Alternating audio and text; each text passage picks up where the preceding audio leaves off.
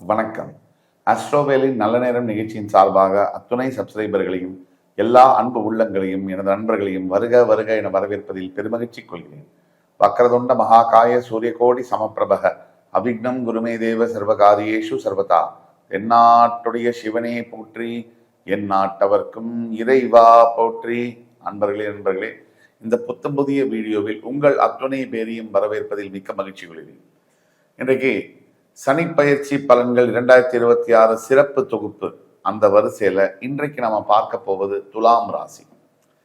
அதாவது இந்த வீடியோல துலாம் ராசி அன்பர்களுடைய குணாதிசயங்கள் சுருக்கமா சொல்லிட்டு, சனிப்பயிற்சி மூலியமா, அதாவது வருகின்ற மார்ச் 6ஆம் தேதி கும்பராசியிலிருந்து மீனராசிக்கு வாக்கிய பஞ்சாங்கப்படி பெயரவிருக்கின்ற சனி பகவானுடைய பலன்கள், அந்த சனிப்பயிற்சி பலன்கள் துலாம் ராசிக்கு எப்படி இருக்கும், துலாம் ராசிக்காரர்கள் எதை எதிர்பார்க்க வேண்டும், எதை எதிர்பார்க்க கூடாது, அதை பேசிட்டு பரிகாரம் ஏதாவது செய்ய வேண்டியது இருக்கா அதையும் பார்த்துக்கணும்.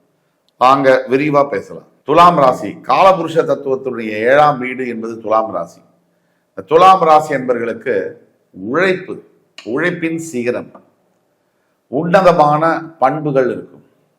அடுத்தவர்களுக்காக மனம் இறக்கப்படும் சுபாவம் இருக்கும். கடினமான உழைப்பு, நம்ம ஏற்கனவே சொன்னோம். அந்த உழைப்பிற்கேற்ற ஊதியம் கிடைக்காமல் வருத்தமும் இருக்கும். அதே மாதிரி துலாம் ராசி என்பவர்களுக்கு சுருக்கமா காதல் வந்துடும். காதல் விஷயத்துல துலாம் ராசி என்பவர்களைப் போல அனுபவிச்சு காதல் செய்யக்கூடியவர்கள் யாரும் இருக்க முடியாது. துலாம் ராசி என்பவர்களுக்கு அவர்களே ஒரு விஷயத்தை சாதிக்க முடியுமா முடியாதா அப்படிங்கிற ஒரு சந்தேகம் என்பது எழும். தானே தன்மேல் சந்தேகப்படுவது, தன்னம்பிக்கை இழந்தாமல எதிர்மறையான எண்ணங்கள் சில சமயம் வந்து போகும்.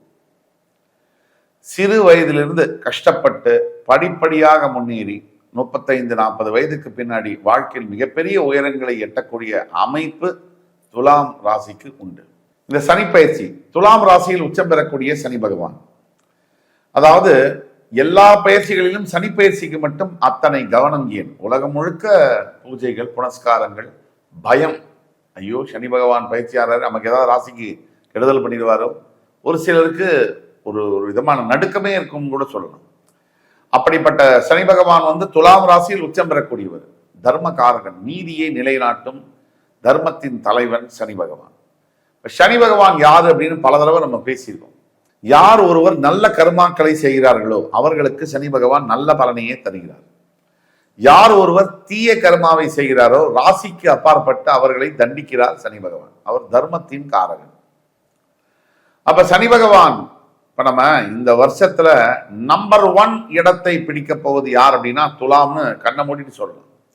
கிட்டத்தட்ட 25-30 வருஷத்துக்கு பிறகு துலாம் ராசி என்பவர்களுக்கு ஒரு சரியான ஒரு நேரம், நல்ல காலகட்டம் வருது அப்படின்னா அது மிக இல்லை. துலாம் ராசி என்பவர்களை பொறுத்த வரைக்கும் பிக்சர் பர்ஃபெக்டான ஒரு இயர் இந்த இயர் அப்படின்னு நம்ம சொல்லலாம். எந்தெந்த கிரகங்கள் எங்கெங்கே இருக்க வேண்டுமோ அங்கங்கே இருக்கிறது. துலாம் ராசி என்பவர்களை பொறுத்த மட்டில் இந்த ஆண்டு ஒரு திருப்புமுனை நிறைந்த ஆண்டாக இருக்கும். பல நல்ல விஷயங்கள், பல நல்ல மாற்றங்களை எதிர்பார்க்கக்கூடிய ஆண்டாக இந்த ஆண்டு.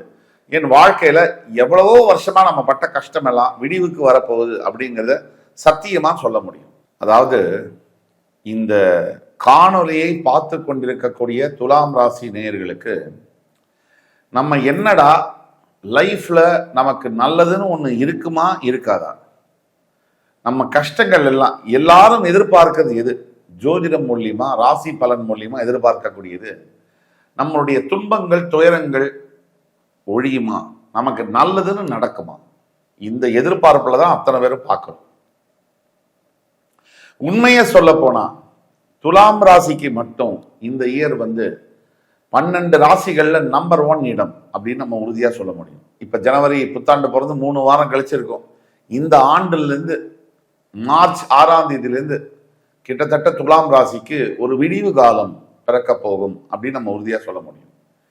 எப்படி அதை சொல்றோம் அப்படின்னா, எப்பவுமே ராசிக்கு 3, 6, 11 சனி வரும்பொழுது மிக யோகமான பலன்களை செய்வார். எப்படி வரதில்லை, அவர் கிட்டத்தட்ட ஒரு 25-30 வருஷத்துக்கு அப்புறம் தான் 6ஆம் இடத்துக்கு வருவார். அப்ப வரும்போது நல்ல பலன்களை செய்வார். 6ஆம் இடம் எதை குறிக்கும்? கடன், நோய், மறைமுக எதிரிகள், இதை குறிக்கக்கூடிய இடம். இந்த 3 விஷயங்களும் ஒரு மனிதனுடைய வாழ்க்கையில நிம்மதியை தீர்மானிக்கக்கூடிய விஷயங்கள். கடன் பட்டார் நெஞ்சம் போல் கலங்கி நின்றான் இலங்கை வேந்தன் அப்படின்னு நம்ம சொல்லுவோம். அப்ப கடன் இல்லாத வாழ்க்கை மிகப்பெரிய நிம்மதியான தூக்கத்தையும் ஆரோக்கியத்தையும் கொடுக்கக்கூடிய வாழ்க்கை.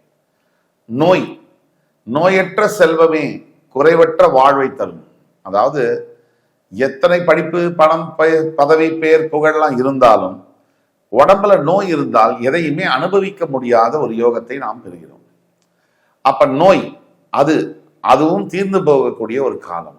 நோய்கள்லாம் எப்படின்னா, துலாம் ராசி என்பவர்களுக்கு யாருக்காவது ஆரோக்கிய பிரச்சனை இருக்குன்னா அதை வெளியில கொண்டு வந்து அந்த ஆரோக்கியம் சரியான முறையில் அதுக்கு ட்ரீட்மெண்ட் எடுத்து அது சரி செய்யப்படும். அதுக்கு உண்டான பைசாவெல்லாம் கடவுளே ஏற்படுத்துவார். அதே மாதிரி எதிரிகள், யார் ஒருவருக்கு எதிரிகள் இருக்கணும், இருந்தா தான் வாழ்க்கையில முன்னேற்றம். எதிரிகள் இருந்து அந்த எதிரிகளை நீங்கள் வெல்ல வேண்டும், அந்த யோகத்தை பெற வேண்டும். இப்ப பல வருஷமா துலாம் ராசிக்கு அப்படி இப்படின்னு வாழ்க்கை நகர்ந்து போயிடுச்சு, சரியா ஒன்றும் இல்லை.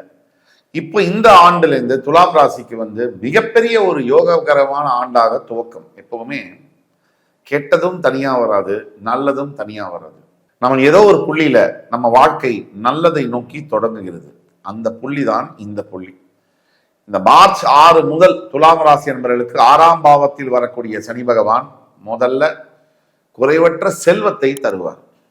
2வது நோயற்ற வாழ்வை தருவார். 3வது எதிரிகளை துவம்சம் செய்யக்கூடிய கேப்பபிலிட்டி, திறமை, தைரியம், இதையும் தருவார். இது 3 ஒரு பக்கம் இருக்கா. அடுத்து ஜூன் 2 வரக்கூடிய குரு பயிற்சியும் உங்களுக்கு சாதகமாகவே இருக்கு. தற்சமயம் குரு பகவான் உங்கள் ராசி மீது பார்வை செலுத்திக் கொண்டிருக்கிறார். இந்த பார்வையின் மூலியமாவே பல யோகம் உங்களுக்கு கிடைக்கும். குரு இருக்கின்ற இடத்தை விட அவர் பார்க்கின்ற இடத்திற்கு தான் கோடி புண்ணியம், வலிமையே அதிகம். அப்ப குரு பகவான் 5ஆம் பார்வையாக தற்சமயம் உங்கள் ராசியை பார்த்து கொண்டிருக்கிறார் ஜூன் 2 வரைக்கும். அப்ப ஜூன் 2 வரைக்கும் குருவுடைய பலம் இருக்கு. மார்ச் 6 சனியுடைய பலமும் சேரும். அதுக்கு அடுத்தது ஜூன் 2 குரு பயிற்சி. அதாவது மிதுனத்திலிருந்து கடகத்துக்கு வரக்கூடிய குரு பகவானால் உங்களுக்கு ப்ராப்ளம் வருமான்னு கேட்டா இல்லை, அதுவும் இல்லை. அப்படி வரக்கூடிய குரு பகவான் உங்களுடைய ராசியின் 2, 4, 6ஆம் இடங்களை பார்ப்பார். எந்த பக்கம் திரும்பினாலும் துலாம் ராசிக்கு அப்படி கிரகங்கள் கணக்கச்சிதமாக எங்கெங்கே இருக்க வேண்டுமோ அங்கங்கே இருக்கின்றன. இப்ப துலாம் ராசி என்பவர்களுக்கு இனிமே நீங்க செய்ய வேண்டியது ஒண்ணுதான். சனி பயிற்சியால் உங்களுக்கு என்னென்ன நன்மைகள் வரும்னு பார்த்துட்டோம். எதுல ஜாக்கிரதையாக இருக்க வேண்டும், எப்பொழுதும் எது நடந்தாலும் நம்ம ஜாக்கிரதையாவே வாழ வேண்டும். அப்படி எதுனா, வெற்றியும் அதிகமாக கிடைச்சா போதை தலைக்கேறிடும். கொஞ்சம் மனிதனுடைய மனம் ரொம்ப டெண்டர், சென்சிட்டிவான ஒரு விஷயம், அல்ட்ரா சென்சிட்டிவ். இப்போ பிரச்சனைகளே வரும்போது மனசு அப்படியே அதை தாங்கிக்கிற தன்மைக்கு அதுவே மாறிக்கும். அதே மாதிரி வெற்றி வரும்போது அதெல்லாம் தலைக்கு மெதுவா ஏறும். இந்த போதை ஏறிச்சுன்னா கடவுள் அப்படின்றவர் அப்படின்னா ஒரு கணம் போதும் அந்த விஷயத்தை காலி பண்ணி திருப்பி நமக்கு பாடம் புகற்றுவதற்கு அவருக்கு தேவை 1/2 வினாடி கூட தேவையில்லை. அவருக்கு அதை விட கம்மி நேரத்தில் அவர் முடிச்சிடுவார். ஆக இந்த விஷயத்துல கவனமாக இருக்க வேண்டும். இன்னும் என்ன விஷயம் அப்படின்னா, துலாம் ராசினியர்கள் இன்னொரு விஷயம் என்னன்னா, கிரகங்கள் எல்லாம் நல்லபடியா கூடி உங்களுக்கு மிகப்பெரிய நல்ல விஷயங்களை செய்து வர போகின்ற நல்ல ஒரு ராஜயோக காலத்தை ஆரம்பிக்கக்கூடிய இந்த நேரத்துல தப்பான விஷயங்களை பத்தி யோசிப்பது, சரி நமக்கு தான் நேரம் நல்லா இருக்கு, நம்ம இதை ட்ரை பண்ணக்கூடாதுன்னு ஒரு தப்பான விஷயத்துக்குள்ள போறது, தப்பான பாதையை தேர்ந்தெடுப்பது, இதிலெல்லாம் கவனமாக இருக்க வேண்டும். முக்கியமாக வீட்டில் இருக்கக்கூடிய பெரியவர்களை மதித்து நடக்க வேண்டும். இந்த விஷயங்கள்லாம் ஜாகிரதையா இருந்துட்டீங்கன்னா, குலதெய்வ வழிபாடு இதெல்லாம் ரொம்ப முக்கியம். மிச்சபடி உங்களுக்கு எல்லாமே நல்லபடியா நடக்கும். பரிகாரம் அப்படின்ற பட்சத்துல நமக்கு தேவையானது ஒண்ணுதான். சனி பகவானுக்கு ரொம்ப பிடிச்சது எதுனா தர்மம். அந்த தர்மம் உங்கள்கிட்டேருந்து ஆரம்பிக்கணும், அதாவது நம்ம கிட்டேருந்து ஆரம்பிக்கணும். அந்த தர்மம் முதல்ல நம்ம செய்ய வேண்டியது நம்ம உடம்புக்கு செய்ய வேண்டிய தர்மம், நம்ம உற்றார் உறவினர், அப்பா அம்மா மனைவி குழந்தைகளுக்கு செய்ய வேண்டிய தர்மம். அதுக்கடுத்து நம்ம வேலை செய்கிற இடத்துல ஒரு தர்மம் இருக்கு. இன்னைக்கெல்லாம் என்ன ஆகிப்போச்சுன்னா, வேலை செய்கிற இடத்துல எல்லாமே தொழிலாளி பக்கமா நியாயம் அப்படின்ற ஒரு மாதிரி ஆகிப்போச்சு. அதுதான் ஒரு ட்ரெண்டுங்கிற மாதிரி ஆகிப்போச்சு. அப்படி அல்ல. நாம எப்படி நம்ம நியாயத்தை பார்க்குறோமோ, நம்ம வேலை செய்கிற இடத்துல இருக்கக்கூடிய முதலாளியுடைய நியாயத்தையும் நம்ம பார்க்கணும். அதுதான் தொழில் சுமூகமாக நடக்கிறதுக்கு ஒரு வழிவகுக்கும். எல்லாமே நம்ம எதிர்பார்ப்பு கரெக்டு தான், ஆனால் அந்த எதிர்பார்ப்புல நியாயம் இருக்கான்னு கொஞ்சம் யோசிச்சு பார்க்கணும். ஆனால் வேலை செய்யக்கூடிய இடத்துல வம்பு தும்பு இல்லாமல் இருக்கணும். அதற்கு ஈஸ்வர ஆலயங்களில் நல்லெண்ணெய் தீபம் ஏற்றி ஒவ்வொரு ஞாயிற்றுக்கிழமையும் சனிப்பெருமானுக்கு அர்ச்சனை செய்து வழிபடுவது நல்ல பலனை தரும். அதே மாதிரி தர்ம காரியங்கள், உங்களால் முடிஞ்ச தர்ம காரியங்களை செய்ய செய்ய செய்ய வாழ்க்கை தன்னாலவே இவ்வளோ நல்ல காலம், இவ்வளோ ராஜயோக காலம், அவ்வளோ கூடி வரும் நேரம் இது. இந்த நேரத்தில் அந்த பானையை உடைக்காம நல்ல சிந்தனைகளோடு, நல்ல சொற்களோடு, நல்ல செயல்களோடு நீங்கள் வெற்றி பெறுவீர்கள். நிச்சயம் வெற்றி பெறுவீர்கள். இமாலய சாதனையை படைப்பீர்கள் என்ற நம்பிக்கையுடன் உங்களிடமிருந்து விடைபெறுவது உங்கள் சுபாஷ் பாலகிருஷ்ணன். நன்றி, வணக்கம், வாழ்க வளமுடன்.